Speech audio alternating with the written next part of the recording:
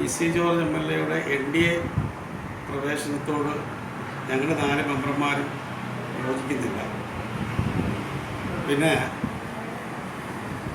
Kerala Congress secular പാർട്ടിയുടെ 4 മെമ്പർമാരാണ് ഞങ്ങളിപ്പോൾ നഗരസഭയിൽ ഭരണസമിതിയിലുള്ളത്.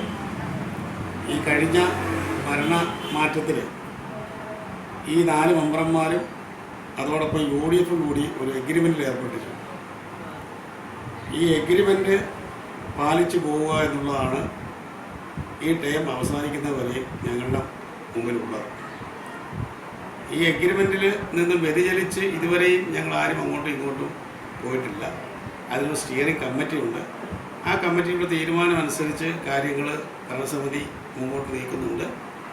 ഈ ടൈം അവസാനിക്കുന്നവരെ ഈ എഗ്രിമെൻറ്റ് പാലിച്ചുകൊണ്ട് ഞങ്ങൾ 4 മെമ്പർമാരും ഈ നഗരസഭയുടെ ഭരണത്തിൽ മുമ്പോട്ട് പോകും എന്നുള്ളതാണ് പറയാൻ. ഈ ടൈം കഴിഞ്ഞാൽ പി.സി. ജോർജിനൊപ്പം NDAയിലേക്ക് പോകാൻ സാധ്യതയുണ്ട്. പി.സി. ജോർജ് MLA ോടുള്ള എല്ലാ ആദരവും ബഹുമാനവും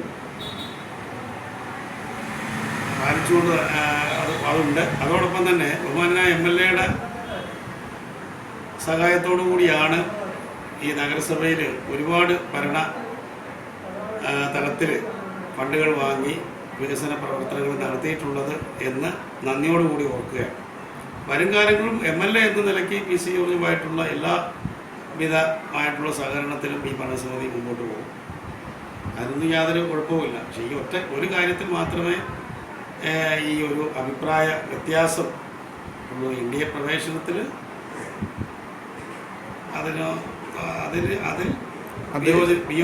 ഈ നഗരസഭയുടെ ടൈം കഴിഞ്ഞാലും എഗ്രിമെൻ്റ് കാലാവധി കഴിഞ്ഞാലും ജോർജിനൊപ്പം NDAയിലേക്ക് പോകില്ല.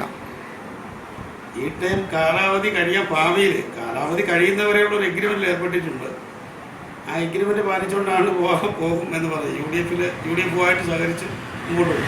അതിനുശേഷം NDAയിലേക്ക് പോകും. അതിനുശേഷം ഭാവിയിലുള്ള കാര്യമല്ലേ. ഭാവിയിൽ എന്തൊക്കെ കാര്യങ്ങൾ വർത്തമാനകാലമാണ് പറയുന്നത്. ഭാവിയിൽ ദൈവത്തിൻ്റെ കയ്യിലല്ലേ കാര്യങ്ങളെല്ലാം.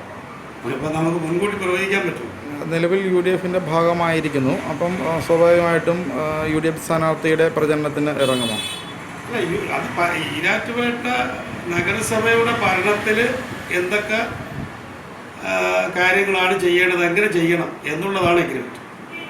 അത് ഓരോ ഇലക്ഷനിലും എങ്ങനെ പ്രവർത്തിക്കണം എന്ന് ആ എഗ്രിമെൻറ്റിൽ പറഞ്ഞിട്ടില്ല. ഞങ്ങളെ സംബന്ധിച്ചിടത്തോളം 4 മെമ്പർമാർക്ക് ഇപ്പോൾ ഇപ്പോഴത്തെ സാഹചര്യത്തിൽ ഈ ഭരണസമിതി ഈരാറ്റുപേട്ട നഗരസഭയുടെ ഭരണത്തിൽ ഉള്ള ആ ഒരു എഗ്രിമെൻ്റ് ഉണ്ട്. ആ എഗ്രിമെൻ്റ് പാലിച്ച് ഞങ്ങൾ പോകാനും ആണ് മുമ്പോട്ട് പോകുന്നത്. അതോടൊപ്പം ഇപ്പോൾ ഉള്ള ഈ ഇതാണല്ലോ ഈ തർക്കം.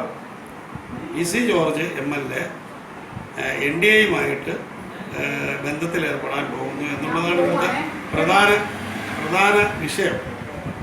ആ വിഷയത്തിൽ പറഞ്ഞല്ലോ, അതുമായിട്ട് യോജിക്കാൻ വലിയ ബുദ്ധിമുട്ടുണ്ട്. അതുമായിട്ട് ഈ NDA ബന്ധം അംഗീകരിക്കുന്നില്ല.